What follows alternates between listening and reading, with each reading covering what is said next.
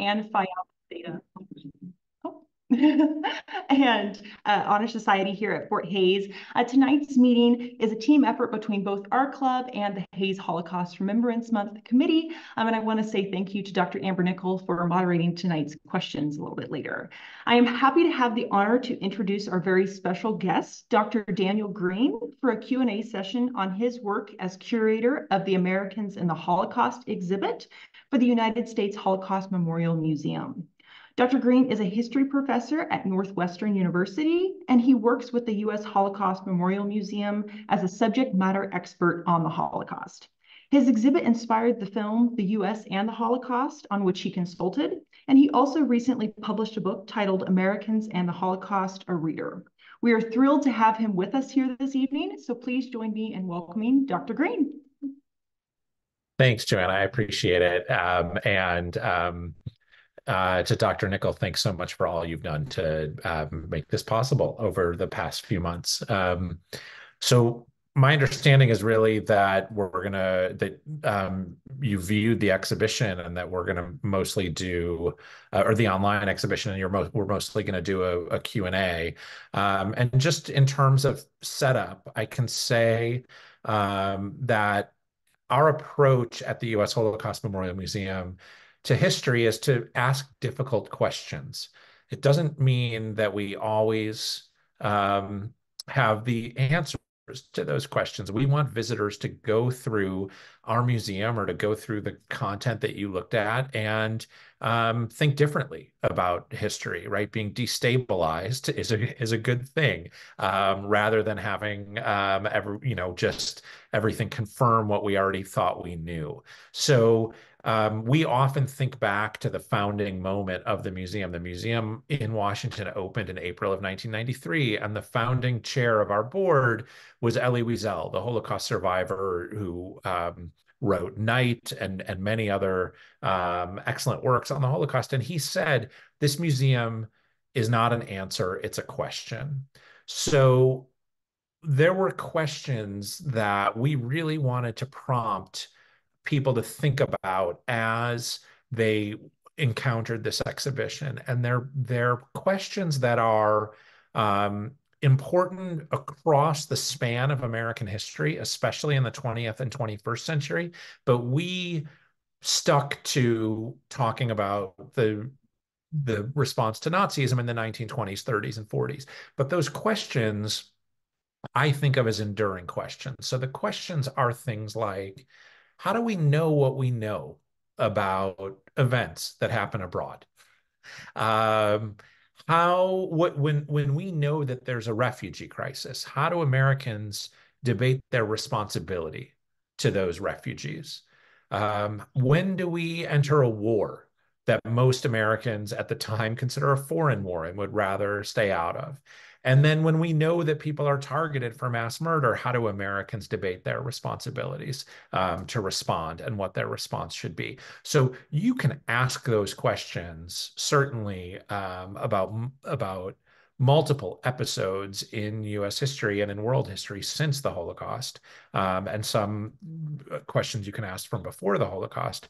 And then we tried to answer those questions very specifically in sticking to Holocaust history. But our target audience for this exhibition was high school and college students. And we wanted it to be relevant to them, and to see relevance in their lives today. So that really guided our approach. And something we say at the Holocaust Memorial Museum really frequently about the study of history and putting together history exhibitions is, we don't tell people what to think, we tell them what to think about, right? So that these are topics worth thinking about. But we can have disagreement on it, and as long as it's based on evidence and reason. So that's where we were coming from. And then I would say finally our approach was to try to tell stories of individual people that would be memorable. Most people don't walk through exhibitions and remember statistics and timelines. They remember great stories.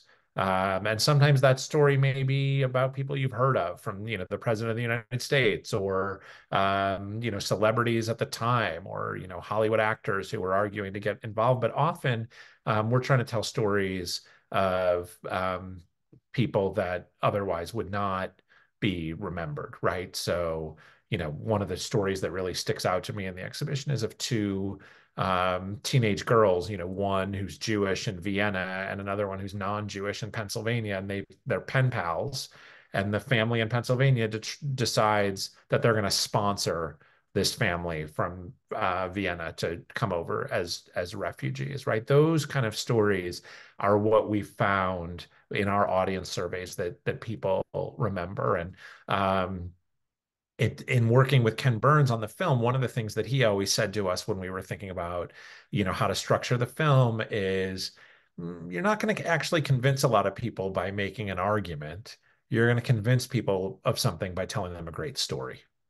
So that's essential to our approach also. So I'll stop there and then I'm happy to hear your questions. So we do have quite a few questions coming in already. Just a reminder for those in the audience, if you would please send your questions directly to me. And if I have some overlap, I'll kind of put questions together to make this a little easier. So one of the biggest questions that we have so far is, what has been the general response to this exhibit from the American public? The response has been actually somewhat surprised about the extent of information that was available across the United States they wouldn't have said it this way then, but we'll say it this way now, in real time.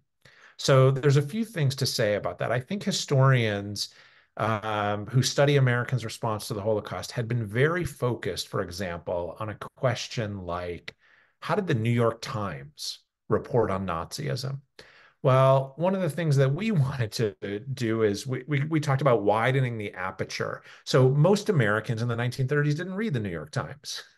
And most New Yorkers in the 1930s didn't read the New York Times. There were something like, 15 daily newspapers in New York, and there were hundreds of daily newspapers across the country. So you may have seen that we're really drawing on news from, small towns and other cities and really trying to show that that if you were paying attention to the news during the 1930s and 40s, you could have known a lot about the persecution and murder of Europe's Jews. And that's been surprising. So, in the comment books, people will write something like, "Oh, I had no idea that we had so much access to information." The assumption had been that we didn't know anything or that we didn't know very much. And so that sort of explains Americans' lack of response. And then, I think the two other things that I'll say. One is they're also shocked about how fast information traveled. And it might seem like it was slow to us today, but it seemed incredibly fast to Americans at the time to be able to sit in their homes and turn a dial on this new media called the radio and hear news almost as it was happening. Right. So I think one of the things that I always talk about in my history classes is no matter what period we're talking about, we shouldn't ever make the assumption that people think that they were living in some kind of quaint times. No one ever thinks they're living in a quaint time. And in fact, Americans are shocked by the access to information that they have. And, radio and social media are not exactly the same things, but this new media was shocking to Americans and the speed at which they could get information. And then the last thing that has been commented on often is, and again, this sounds sort of strange to say, but we found that it's true in our surveys of teachers and students, that thinking about World War II and the Holocaust together is critically important. And very often, the history of the way the Holocaust has been told is almost lifted out of American history, rather than told, or European history, rather than embedded within those stories. So one of the key arguments of the exhibition, for example, is you can't understand our response. We can't understand Americans' response to an atrocity abroad without understanding the domestic conditions, right? So the domestic conditions are, we're isolated after World War I.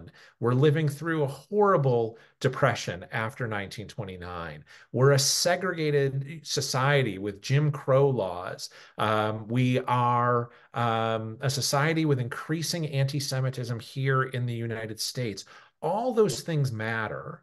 And then when you layer on the history of the war, it shocks, but one of the moments that shocks people, for example, is when they learn how unprepared the American military was to go to war in the late 30s and early 40s. Those kind of things, the intersection of the war and the Holocaust has been surprising to people. And that was a story we really, really wanted to tell, because the war is always top of mind for Americans. What's happening to Jews in Europe is not the top issue for most Americans. During the 1930s, it's how do we get out of the Depression and stay out of these conflicts abroad? And then once we're in the conflict, it's how do we win this war? But that's not the same thing as what's our responsibility to Jews who are being targeted for mass murder.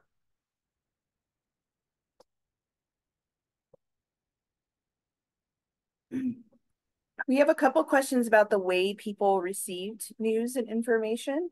A couple folks are curious about with the advent of film and footage and these kinds of things, if this is something that's accessible to a large number of people, or are they still majority getting their information from newspapers? And then also a couple questions about the role of radio. Is one more popular than the other, or is it kind of a multi-pronged approach?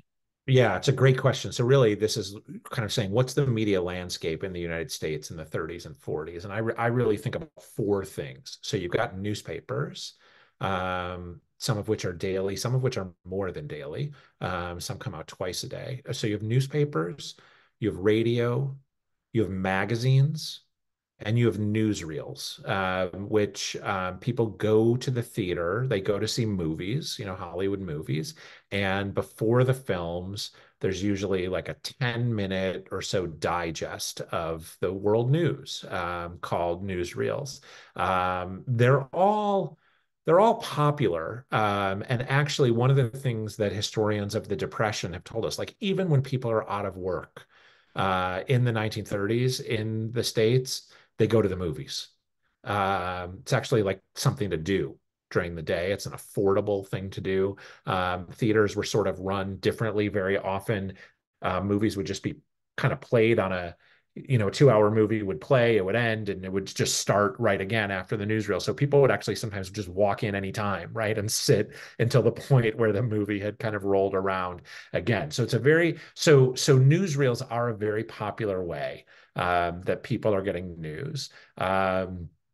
Radio is as well. And again, you have people who are very, very good at figuring out how to manipulate this new media. President Roosevelt is one of them, right? He invents this sort of concept of a fireside chat where he's going to address Americans directly in their living rooms and talk to them, sometimes at length about what he's doing to try to get us out of the Depression, or how we hope the conflict in Europe will stay confined to Europe. And he had that no other president had ever done that, this kind of direct address on the radio. And that is it's a way that people get news, but it's also, there's a propaganda purpose to it as well. He's trying to shape their opinion by the way he's framing issues. There are also people who manipulate the radio to promote hate here in the United States. One of the most famous is a priest out of Detroit named Charles Coughlin.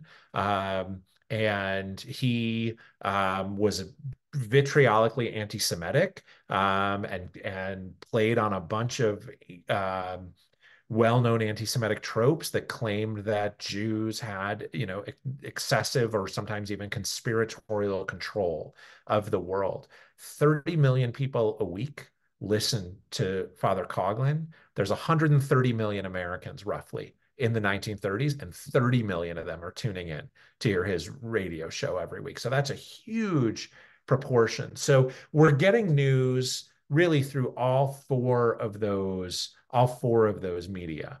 And I think one key thing to show, like we show in the exhibition, that Americans had access to a lot of information about what was happening in Europe. But as the war goes on, once the war begins, the war in Europe in 1939, and then as the war goes on, we often don't have correspondence on the ground, especially in Eastern Europe, where the mass killing is happening. So sometimes reports leak out, but there's a long way of saying we often have words without pictures of some of the worst atrocities. And so then in April and May of 1945, as the war is ending and American troops are encountering these atrocities in Nazi concentration camps coming from the West, and Soviet troops are coming from the East, American newsreels get flooded with the kind of images that we are now used to, accustomed to seeing when we think about the Holocaust. Americans didn't see those until the very last months of the war, and it's really, really shocking to them. So there's a difference of having information that's written and having information that's that visual. And we don't have the visual information around the mass killing until it's basically over. Somebody actually just sent in a really good follow-up question to that. So kind of taking the same question, but to contemporary times, from your perspective and/or other audience responses, what sort of mediums or displays are best to get information across and increase understanding of the Holocaust in the larger community? Today, you're talking about today. Well, I mean, visual information can be very, very powerful, but we had this discussion in my class last night, at Northwestern, in a museum setting or in other settings, in a film or in a class. How much is too much? What is too graphic to show? And this is not only a question you could ask about the Holocaust. If you're teaching the history of enslavement in the United States or history of other racial violence like lynching, how much is too much? And I mean, I don't have all the answers to those questions. I think we have to respect the victims who are being pictured. I think that's critically important. But I also don't think that we can necessarily not show some difficult images, because this is how human beings treat each other throughout history, right? And I do think it's important to confront it. And we had a pretty vigorous disagreement about this last night, in my class, and it is tough. I think so that's sort of one answer. I think the other is now the internet, obviously, and social media is sort of a battleground of information. And some of it is really, really good, and some of it is really not good. And so, consider the source. I would always, I'm always asking students, where did you find that? Who is posting that? What is their purpose in posting that? And, it won't surprise you to know that I frequently try to steer people towards places like the U.S. Holocaust Memorial Museum or the National Archives or the Library of Congress, or very, very trusted resources. And that that battleground is going to continue, of misinformation and disinformation out there. So just considering the source seems so important to me. We often have the same discussion in my classes about the ethics of Holocaust photography. And it actually was a question that popped up here is, were there conversations about the ethics of Holocaust photography and images at the time in the immediate wake of the war, or did that come later? Yeah, there were. That's a great question. I'm curious to hear how you all talk about it too in your classes, Amber. But so Life magazine is one of the most popular American magazines in the mid 20th century. It's a pictorial magazine, heavy on illustrations with some, I mean, there's text, but often not that much. And Life is fully free and digitized on Google Books. So you can go look at this. May 7th of 1945. It's the day before Victory in Europe Day, May 8th. Their issue of May 7th runs a story called Atrocities. It is a 6 or 8 page spread of some of the most horrific photographs that I've seen um, uh, of Holocaust evidence, and they had a pretty vigorous debate in the editorial offices of Life of can we run these? And one of the first photographs is a boy walking along the side of the road, a young boy at Bergen-Belsen, which is one of the concentration camps, and the side of the road is littered with bodies. Um, and what came out many, many years later is that Life magazine, through manipulating the photo, clothed some of the bodies that were naked on the side of the road. So that was part of their, they wanted to show the photograph, but they thought the photograph was too graphic, right? And so they manipulated the photograph in that way. That to me, I mean, that opens a whole really dangerous can of worms, right? About, especially when we live in a world where atrocities are denied. That again, I think raises really difficult moral questions. But they had a vigorous debate, and but they ultimately, some of the photos they ran, it's if you look at the first 2 pages, you'll see that photo of the boy.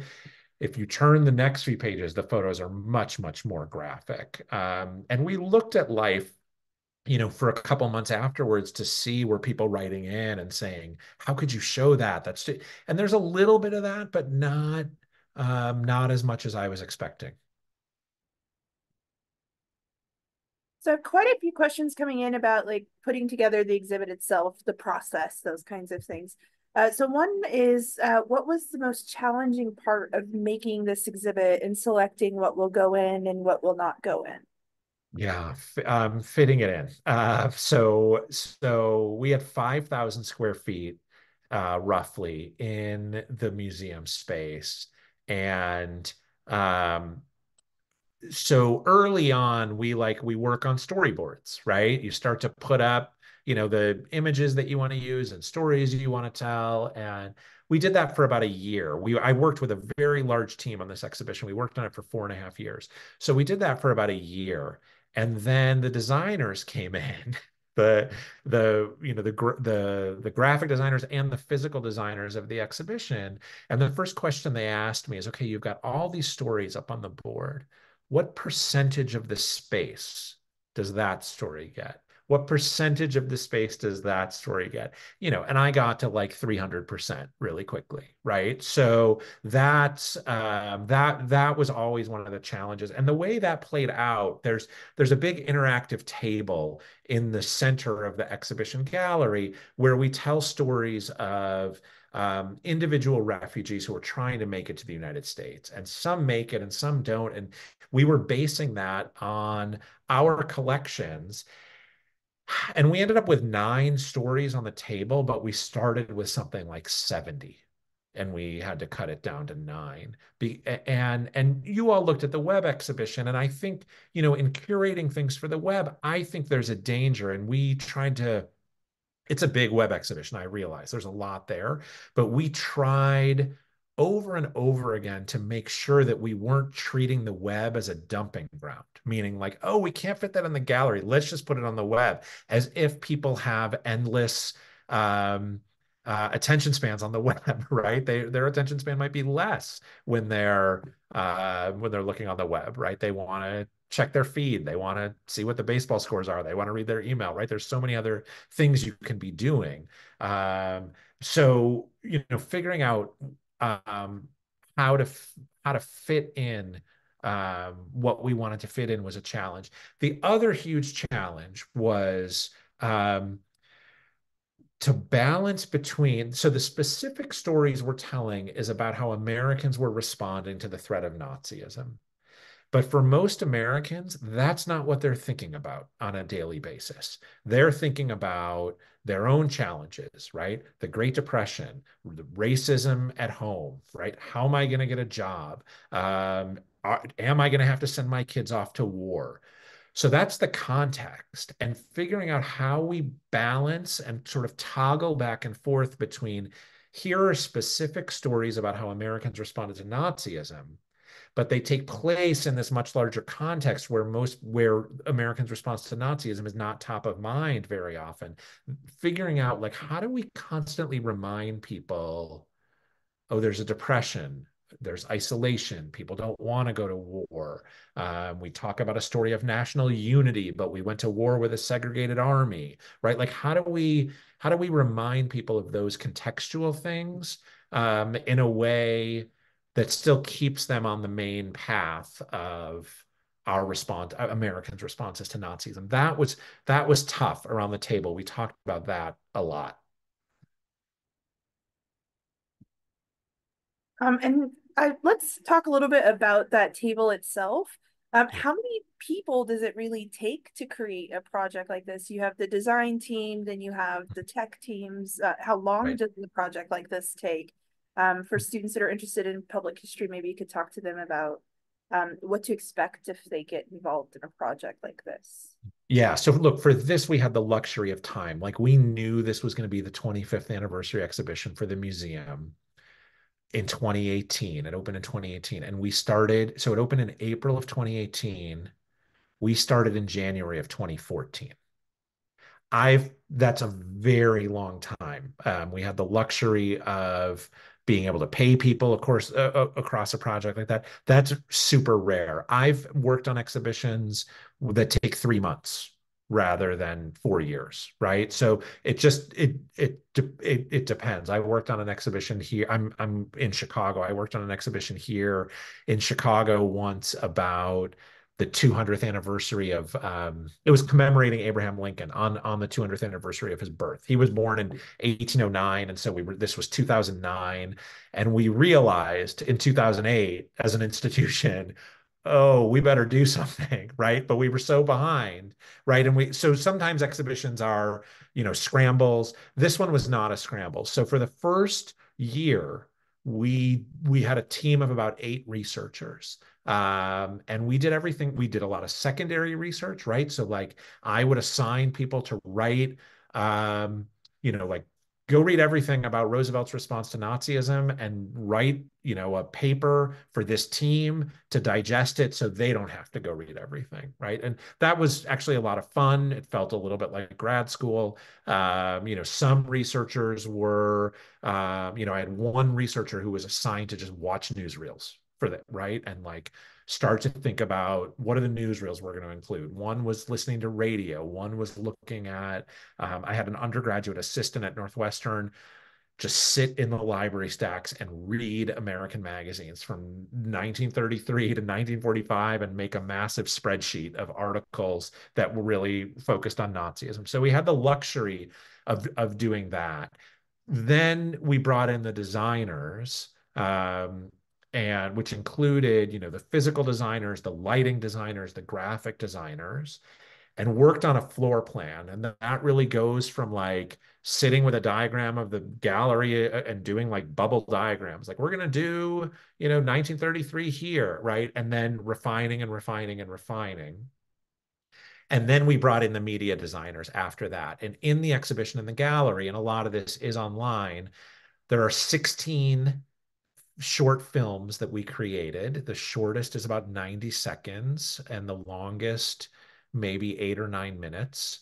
So there were 16 of those. Some are just showing newsreels, others are much more narrated. And then there's 4 interactive touch screens in the exhibition. And those we did testing and testing and testing of audiences, especially high school students. Like we would build it, in a beta and put it on an iPad and go to the floor of the museum and ask people, hey, are you willing to, spend 10 minutes, navigating this interactive, and we'll give you a 10% coupon to the bookstore or something like that. And what we found was like some of the things that we thought were like intuitive or understood were not. So there's a lot of user testing along the way for those interactives. And that took a long time, right? Because if you're building one of these interactives, or the media firm is building one of these interactives, and then you realize, oh, this doesn't work at all. Like there's one in the exhibition on the political cartoons that Dr. Seuss did in response to American isolationists. He's saying that American isolationists are really leading us astray, and people would look at these political cartoons from 1942 and 1943 and not understand any of the symbols that were taken for granted at the time, right? Like people might look at political cartoons that we see today, they might look at them in 50 years and say like, what's that? What's that? Right there. But things that we take for granted, and we realized, oh, we have to like put these hot spots on the cartoon so that someone could like, touch a symbol and get a pop-up that would explain the symbol to them, right? So things like that, would take months along the way.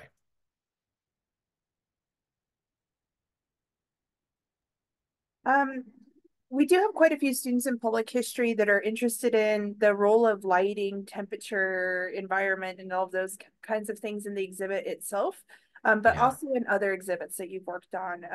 How significant are these environmental things?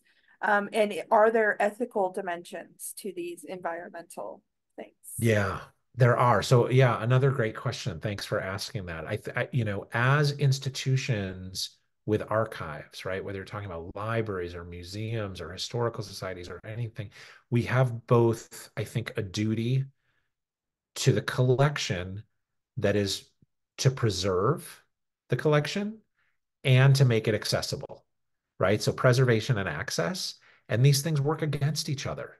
Um, the more a collection is out, especially the more a fragile collection is out on display or handled, the harder it's going to become to preserve it for future generations, right? So that's always this question of balance for institutions of preservation versus access. Sometimes, if you're talking about um, we had one of the artifacts in the exhibition was a microphone that FDR used in his fireside chats. Well, that's not a very fragile object. And we were able, to keep that it's in an environmentally sealed case. I mean, we're not letting people pick it up or anything, but it's in an environmentally sealed case. And the notion that that could be out on display for 5 years and not degrade was fine. We had other things like a child's drawing that is pencil on paper, and the paper is cheap paper from Europe from the 1930s that almost crumbles when you pick it up, right? And so we debated this a lot, right? That something like that can be out for like 3 months, and then it has to go rest for quite a long time. And eventually, if it were out for too long, it would fade and we wouldn't be able to access it at all. So we had debates about this on the exhibition team about when is it appropriate to create a facsimile for a gallery, and under what conditions. And one of my sort of red lines is if it's a facsimile, you say on the label that it's a facsimile. Not everyone's going to read that label, but you never try to pass something off as real, because the way that our labs can make facsimiles now have gotten so much better, just even over the course of my career, that you would never want to pass it off as something authentic that it's not. 20 years ago, if I were sitting here, I would have said, oh, we should never do that. And now I feel like if we communicate to visitors that it's a facsimile, but that the real thing is here in this museum and accessible, and that we need that object to tell the story, that maybe that's okay under some conditions. I'd always rather show the real thing, but if there's truly no other way to tell the story, so in that case, we did make a facsimile of that little girl's drawing.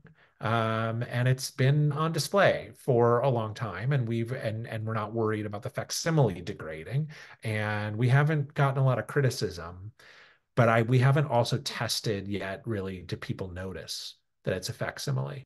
And this is an exhibition where the storytelling is leading. um, I don't know if you were doing an exhibition about like documents in Martin Luther King's hand, right? Like things that Martin Luther King had written himself. Um, and you walked into that exhibition and it was all facsimiles, would that, I don't know, would that be a disappointment to you in some way? Would those feel like less real? If you go to the FDR library now, which is the Roosevelt Library in Hyde Park, almost everything they have on display that he hand wrote, is now a facsimile, but the real stuff is in the archive. And I see both sides. I see the positives and negatives of this. But I think we're at a moment, especially in history museums, where it's the storytelling that is leading, more than, like, say, the aura of the object. And it looks like I got a kind of quick follow-up to that one. Are there any items in the exhibit that are rotating due to not being able to be on display for a long term, or are they all models or facsimiles? There's a lot of rotations and there's a lot of page turns. So like that's one thing that conservators will approve. So like we have Charles Lindbergh's diary on display in the exhibition, and we borrowed it actually. It's from the Yale University libraries. And first of all, it's multiple volumes of his diaries. He wrote in these like small books like this. So like, it would take like a couple months. So like we're moving through multiples of the books, so it's not the same object anymore. And sometimes we're turning pages. So when we went there to do research, we picked something. The conservators will call it an opening. What page are you opening it to? We picked something like 18 openings to cover the 6 years of the exhibition. So we're either turning a page or changing the volume about every 4 months. And then we wrote 18 different labels for that, right? To say in this entry, right? And it's just a matter of matching up and making sure we have the right label out to the right opening. So there's some page turns. In other cases, for example, so I don't know if we did a lot with Hollywood films in the exhibition that we couldn't do online because we couldn't get the rights from studios to show clips to the films. But one of the great films of the era is a film called The Great Dictator. It's from 1940, and Charlie Chaplin, I can't recommend it highly enough. He's playing sort of a character that mocks Hitler, and he's playing a Jewish person who's being persecuted. And we were lucky enough to borrow a costume that he wore, the coat that he wore in that film. It was so great. And it was owned. It's owned by a very famous person who insisted on remaining anonymous, but was willing to lend us this coat. But after a couple of years, we had to give it back because textiles also degrade. And that was in like a case that was built into the wall. And we just removed the case, removed the coat, covered the wall, and you wouldn't know that there was something there if you hadn't seen the exhibition before. So sometimes, yeah, I mean, it was sad to see that Chaplin coat go, but sometimes you have no choice, and we wouldn't want to be, complicit in having an artifact like that fall apart. One student has a question about objects or topics that may not have made the final cut. Were there Yeah. any things that you always wanted to discuss further, or you regretted not fitting into the exhibit itself? Yeah, there were so many. And my boss at the museum always used to like one of the things that he always used to say is, you know, your story is getting really good when you're cutting things that you love. But that's really, I would get really angry with him if he said that. I was like, no, but we have to have that. So we cut great stories. There's a series of cases of Americans who rescued Jewish refugees, and we only had room in the gallery to tell 5 stories. We tell more stories than that on the web exhibition, so I'm already violating that thing that I said about not just throwing something onto the web. But so some of the stories of rescuers that we had to cut um, were tough to see them go, and it was really just a matter of space. And then the other big debate was, where do you end? Right. And I think that, when we're telling stories in history, especially in public history stories, I mean, you could ask this of any exhibition you go to, like, where do they start and where do they end and why? And we decided to end in May of 1945 with the end of the war. But there's so many interesting things that happen, especially between 1945 and 1948. Like, I really wanted to get to some of the ways that US immigration law changes a little bit around displaced persons and trying to admit efforts to admit displaced persons. I wanted to get to um, the Universal Declaration of Human Rights, for example, which comes in 1948. And we just decided that people get very tired when they go through exhibitions. And I mean, I do too. It's a hard way to learn history. And there's some value to sort of sprinting towards the end and saying, this is the end, rather than this is the end. And now let me tell you 5 or 6 other interesting things, right? Because people aren't going to retain it. They've already seen a lot. But some of those stories, I'm fascinated by the kind of 1945 to 1948 period. And the reason we decided to end in 45 is, like, we just decided, like, we're going to tell a story about Americans' response to Nazism while the Nazis are in power. Not, I mean, there's fascinating questions of, like, what is justice for these crimes, and how do Americans debate that? And we just decided in a kind of brutal way, like, that's not our story. But those were also hard things to let go. And a lot of it was thinking about fatigue. People do get really, really tired in going through history exhibitions.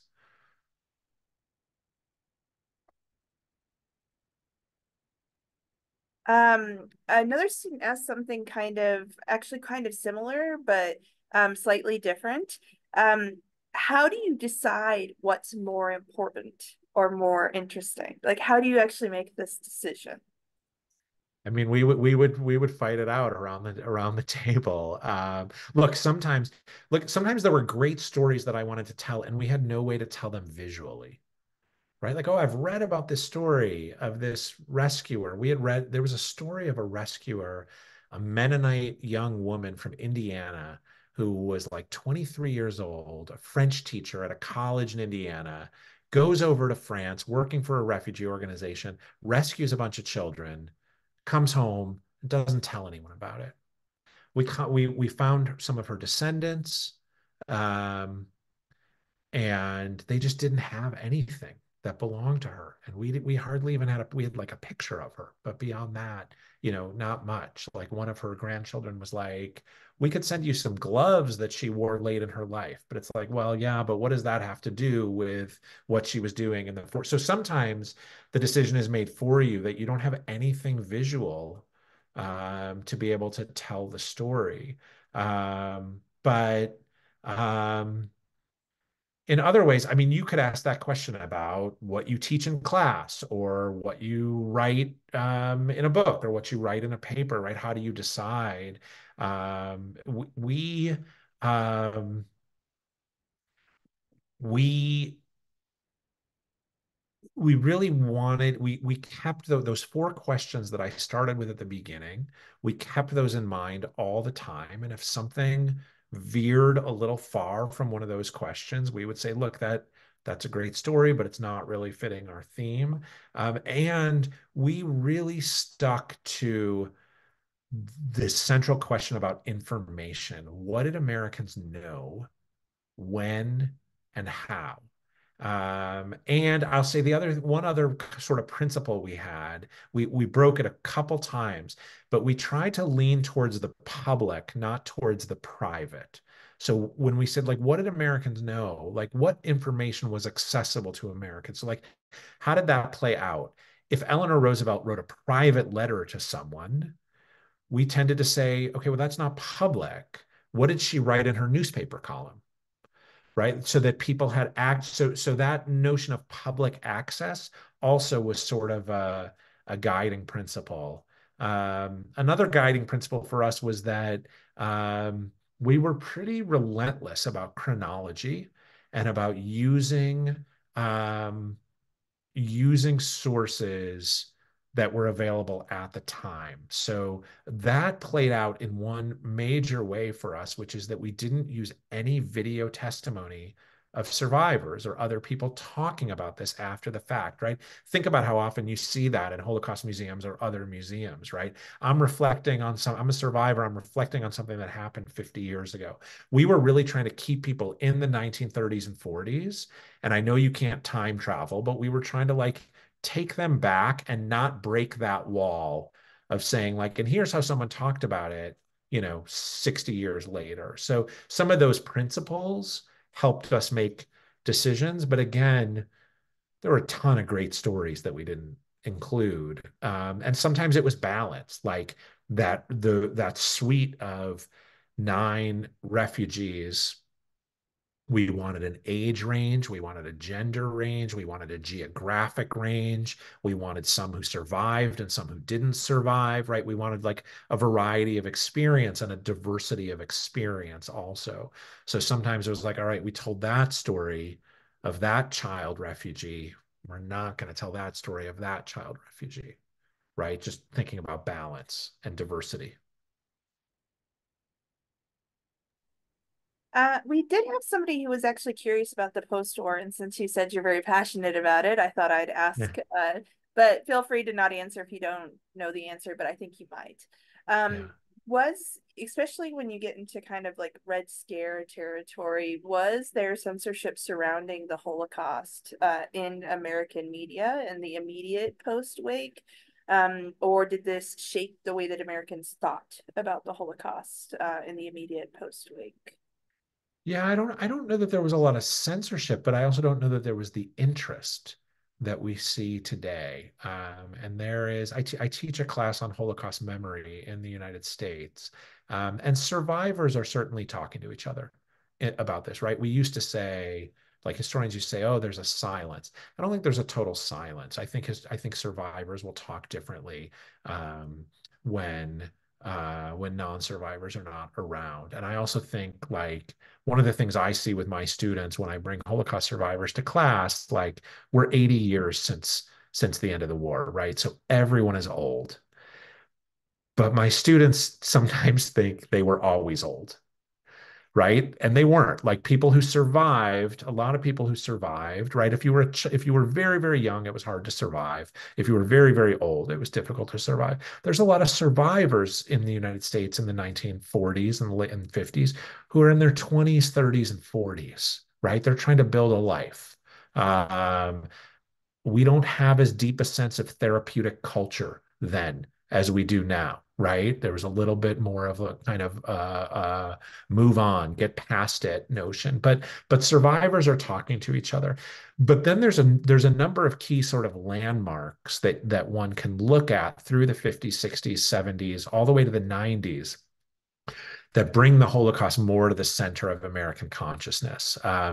The Diary of Anne Frank, the play and the movie, come out, I think it's like in 1955 and 1956, right? So that becomes an important touchstone in American culture.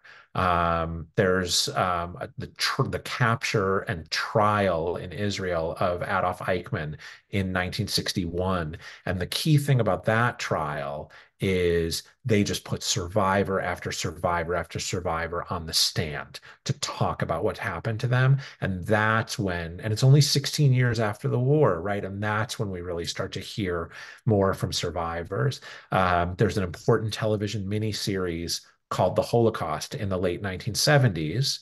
And then in 1993, you get the opening of the museum in Washington, D.C., and Steven Spielberg's film Schindler's List, which then sort of lead to like an explosion of Holocaust memory in America. So there is, with the way we remember the Holocaust in the United States, there is significant change over time.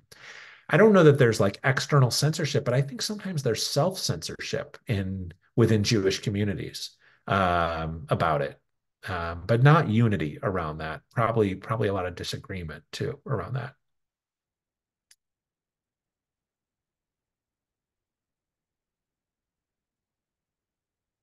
Oh, you muted, Amber. That's what I get for going on and off mute, right? Yeah. One student had kind of a clarifying question about something that they had heard growing up. A family member had said that isolationists used the phrase "not fighting for the Jews" as a political wedge to promote isolationism. Is this one person's impression, or was this something that was more widespread and came up in your research? I haven't seen that phrase, but it doesn't surprise me that much. So I didn't see it. The phrase that most isolationists use is America first. Not, but there is um, concern within Jewish communities, concern within the federal government that Americans won't be motivated to fight a war if they think it's a war on behalf of Europe's Jews. And in fact, one of the key points we try to make in the exhibition is the war is never framed that way. The war is framed as a war against fascism, right? Save democracy, defeat fascism, not rescue Europe's Jews. And in fact, like that's one of the things that's so interesting about 45 to 48 is it's not like then we suddenly open the door to Jewish refugees, to Jewish displaced persons. In fact, there's just as much anti-Semitism and desire to keep those refugees out as there was during the 1930s. But I haven't heard that phrase specifically, but if I read it in someone's diary or something like that, it wouldn't necessarily surprise me because it's a sentiment that's out there. And since we are kind of running close on time, I think I'll close with a question that has been asked by at least 6 different people. Oh, wow. Okay. That is, what advice would you give for public history students that are interested in getting involved with exhibition creation? So two things. One is harder than the other. So the easier thing is go see exhibitions. Like just go see stuff. That sounds so basic, but I have interviewed a lot of people for a lot of positions at public history institutions, and I used to, and sometimes I still do, start with what I thought was like the easiest question in the world, which I would say like, tell me about a good exhibition you saw recently. Like I was just trying to like break the ice, like and make something easy, but it's also a way to say like, how does this person think and what do they think about? And it has shocked me sometimes that people who want to work in public history don't go see exhibitions and think about what they like or dislike. So like I've seen people drown on that question and it's surprised me, right? So like go see exhibitions, keep a little journal of what you like and what you don't like and why, right? So that you're able to engage on that level with people as you're thinking about becoming their colleague. I think the other thing is wherever you can kind of attach yourself to whether it's interning or hopefully interning in a paid intern situation, right? But whether it's interning or whatever kind of positions that you can get, whether it's in a library, whether it's in your university library, if there's a special collections or small exhibitions or anything, just being able to gain that experience. And it's hard right at the beginning when you have no experience to find those first experiences. But I think really broadly about that, right? That could be libraries, it could be archives, it could be museums, it could be any sort of institution that's telling history in a public way. Um, and even if you can't intern or be a part of it, um, do informational interviews with people in your community. Say, can we talk for 20 minutes? I'm curious, like, what was your path? And what do you like about this position? And what don't you like about this position? And you will learn something along the way if you're curious. And most people like to talk about themselves and what they do. So if you come up with 3 or 4 questions about that, but also in a sort of more practical way, then they'll know you, right? And who knows what opportunities might come up, or we need someone to do some research on this topic. And I met this student recently, right? I mean that I've seen a lot of people where informational interviews lead to positions, right? Because someone just knows that you're out there. All right. Well, I think that's a great way to wrap things up. Thank you all again for joining us this evening. And thank you again to Dr. Greene for your time and your wonderful answers tonight. Yeah. And this has been a fascinating presentation. The next Holocaust Remembrance event will take place on April 16th at 6 p.m. at the Hayes Public Library in the Kansas Room for a film showing of Big Sonia. Thank you all again for being here tonight. And I will go ahead and let you go and have a wonderful evening. Thanks for the great questions. They were really fantastic. I appreciate it. Bye-bye.